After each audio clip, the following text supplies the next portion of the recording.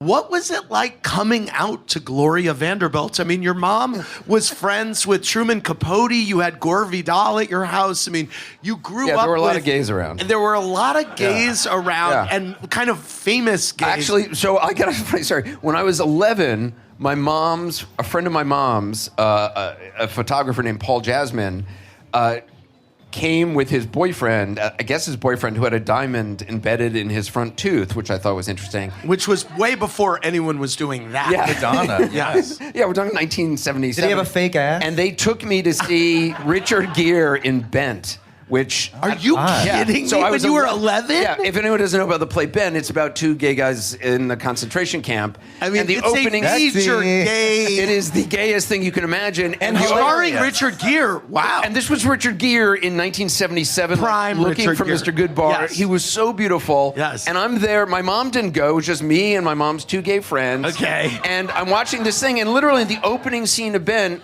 Like, there's a guy in bed who's picked up some guy the night before, and the guy he's picked up gets out of bed completely naked and then puts on his SS Stormtrooper uniform. Oh, my God. And I just remember being like, oh, my God, I'm gay. Like, this is...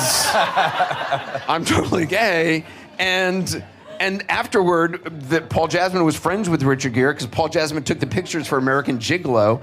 And we go backstage, and Richard Gere is shirtless in his dressing room.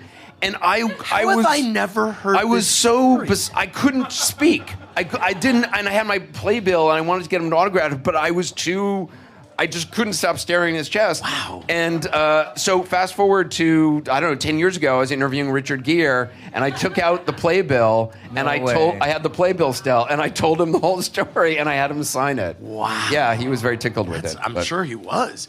So, but when did you tell your mom you were gay? I told her I think it was right after I graduated college. Okay. But I'd had a boyfriend at that point for 3 years whom she knew, and he used to sleep over, and like nobody was making up a spare bed, and right. But she never asked about it, right? You know, and what did she say? I said to her finally, like I stupidly said, I think I'm gay. I should have but I wanted to kind of couch it, and she said, She said, well, don't make any definite decisions. Wow. Yeah. That is kind of surprising. It was surprising. Yeah. It turns out. But she was cool about it. Yes. But she was just like, well, don't make any definite decisions. And then, which was not the response I was expecting. Yeah. So I was like, let's put a pin in it for now. Right.